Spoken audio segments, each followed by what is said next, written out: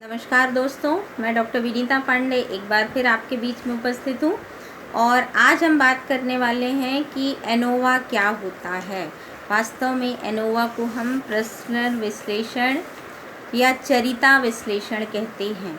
तो एनोवा वास्तव में क्या है और इसके लिए हम क्या करते हैं, आज हम सबसे पहले इस वीडियो में जानेंगे। क्योंकि आपके एमएड 4th सेमेस्टर में और एमएड 2nd सेमेस्टर में एनोवा जो है वो आपको दिया हुआ है। एमएड के 2nd सेम में 3rd यूनिट्स में एनोवा दिया हुआ है और एमएड 4th में आपका 1st यूनिट में आपका एनोवा दिया हुआ है।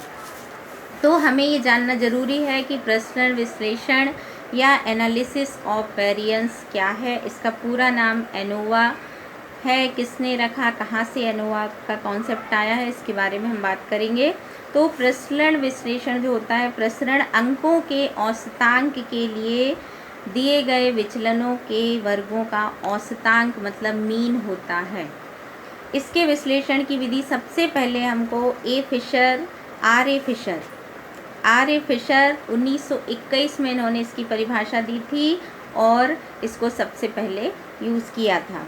विचलन विश्लेषण वह विधि होती है जिसके द्वारा प्रायोगिक अध्ययनों में अवलोकित भिन्नता को विभिन्न भागों में विभाजित किया जाता है और जिसमें हर भाग ज्ञात स्रोत कारण और कारक के कारण होता है। मतलब इसके हर फैक्टर को जब हम देख पाते हैं, उसका एनालिसिस कर पाते हैं, तब वो एनालिसिस ऑफ वेरिएंस होता है। जीए फ्रैक्सन ने कहा हुआ है कि analysis of variance is a method for dividing the variation observed in experimental data into different parts, each parts assignable to a known source cause और फैक्टर।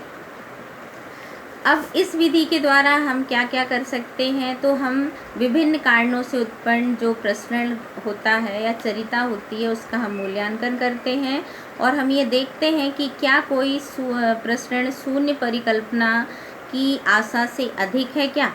ये विधि अभिन्न रूप से आपकी प्रायोगिक अभिकल्प से संचरित होती है और प्रयोगात्मक डिज़ाइन जो होती है उसके प्रसरण में हमको बहुत सारी चीज़ों का निश्चय करना ज़रूरी होता है। क्योंकि एनोवा के बिना बहुत ही मुश्किल है आजकल एनालिसिस करना। हम पहले भी और भी मेथड्स का यूज़ करते थे, मगर फिशर महोदय ने प्रश्न विश्लेषण का वर्णन कुछ इस प्रकार से किया है कि analysis of variance is used in the analysis of experimental result in a sample arithmetic procedure for arranging the presenting the experimental result in a single compact table।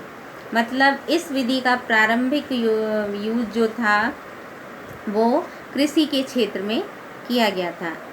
जैसे यदि हम विचलन को x चर के मानक विचलन के वर्ग के रूप में समझें तो हमें ये समझ लेना चाहिए कि प्रसरण विश्लेषण जो होता है इस प्रसरण को एडिक्टिव या योगात्मक कर देता है और योगात्मक नहीं कर पाता है क्योंकि ये भागों में विभाजित इसको नहीं कर पाता।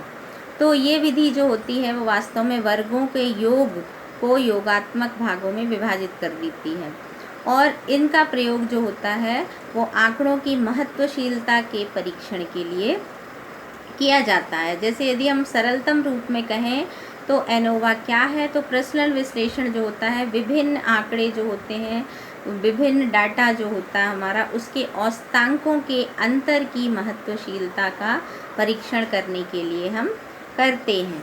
तो ये सारी चीज़ें हमारी एनोवा में होती हैं। अब जैसे इसकी कई विधियां हो सकती हैं। मान लीजिए हम उपचारों के प्रभाव का अध्ययन करना चाहते हैं, ये स्मरण करने की विधियां हो सकती, क्योंकि n संख्या और k न्यायादर्शों में से हर न्यायादर्श को विभिन्न उपचार दिया जाता है और इसको हम यादृच्छिक विधि से रैंडम सैम्पलिंग के माध्यम से चुनते हैं। तो यहाँ पर हम दो औसतांकों की अवस्था में हम टी परीक्षण करते हैं और प्रसरण का उपयोग प्रायः हम तब करते हैं जबकि टी परीक्षण द्वारा हमारा जब हम टी परीक्षण तक पहुंच गए थे और जबकि प्रायोगिक अभिकल्प में एक से अधिक स्वतंत्र परिवर्ती होते हैं, मतलब जब एक से अधिक इंडिपेंडेंट वेरिएबल होते हैं तब हम वहाँ पर एनोवा का यूज़ करते हैं। और हर स्वतंत्र परिवर्ती की अनेक अवस्थाओं का जब हमको एक साथ अध्ययन करना होता है तब हम एनोवा का यूज़ करते हैं। उदाहरण के लिए एक प्रयोग में दिया गया है कि दो प्रस्तुतिकरण की विधियां, जैसे लिंग में स्त्री और पुरुष और आंगिक योग्यता का परीक्षण करना। अब इस प्रयोग में दो स्वतंत्र परिवर्ती हैं, जैसे लिंग और समस्या के प्रस्तुतिकरण की दो विधियां हैं। अब हमारे पास स्थितियां चार होती हैं, जैसे प्रस्तुतिकरण की विधि 1 और स्त्रीलिंग, और दूसरे में प्रस्तुतिकरण की विधि 1 और पुरुष। तो ये हमारे पास 2 हो गया। इसी तरह से प्रस्तुतिकरण की विधि 2 और स्त्रीलिंग और पुरुष, इस तरह से हमारे पास 4 हो गई। अब हम प्रश्न विश्लेषण के द्वारा हर भाग द्वारा उत्पन्न प्रश्न का ज्ञान हम इसके द्वारा कर सकते हैं। और हम यहाँ पर 2 प्रकार के एनोवा को यूज़ किया जाता है। एनोवा के टाइप्स होते हैं, ये समझ लीजिए। एनालिसिस ऑफ वेरिएंस जो होता है वो एनोवा कहलाता है, और एनालिसिस ऑफ कोवेरिएंस आपका एनकोवा कहलाता है। 1 वे एनोवा और 2 वे एनोवा का यूज़ नॉर्मली रिसर्च में आजकल बहुत ज़्यादा किया जा रहा है। तो इसके बारे में हम विस्तार से अगले वीडियो में समझेंगे और आपको उदाहरण के द्वारा 1 वे एनोवा जो है वो दिखाएंगे। आज के लिए बस इतना ही। धन्यवाद।